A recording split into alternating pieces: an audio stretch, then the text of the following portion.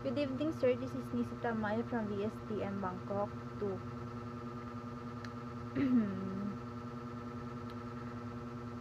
This is my activity 2 in Applied Business Tools. And question number 1, identify the items that should have a training plan.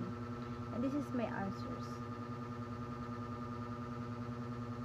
It dictates digital cameras, photocopies, dictation machines, mice, information, manuals, wiki, pagers, notebooks, order-taking handles, keyboards, knowledge, mobile telephones, email, scanners, batteries, laser pen, brochures, fax mail, software, and business website.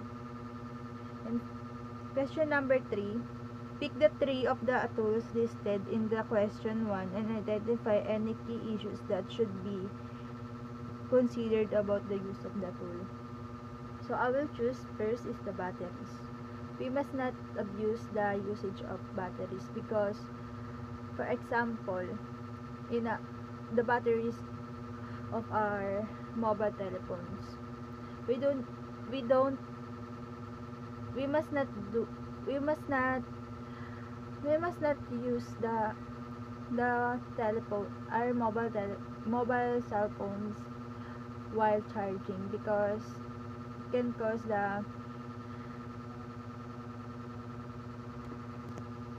can cause the damage in the inner battery of our mobile cell phones. So that's why I use the batteries because that is the issue. We must not abuse the usage of that. And second, I will choose the information because it, we must aware to the fake news. The issues in information sometimes it's not real.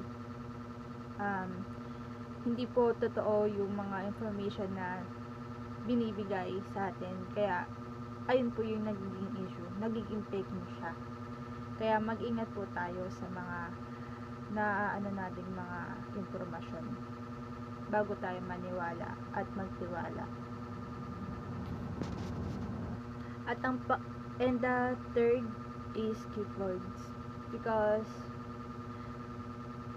several people don't know how to use keyboards. That's why it must go under training because several people have no computer. Wala po silang kagamitan para maka-afford ng ganun katulad ng mga keyboards. Kaya madaming tao yung mahirap kasi ngayon 'di ba po bilang pandemic, trabaho lang sa bahay ang inaasahan, which is naka-computer po kailangan. So kailangan i-train po yung pag-keyboard, yung paano gamitin yung pag-keyboard dahil po minsan pag nagta-type po, iba po yung mga nata-type kasi po hindi pa po marunong. Kaya kailangan po yun i-train. Ayun lang po yung dito ko na po tatapusin ang activity number 2 ko po. Maraming salamat po.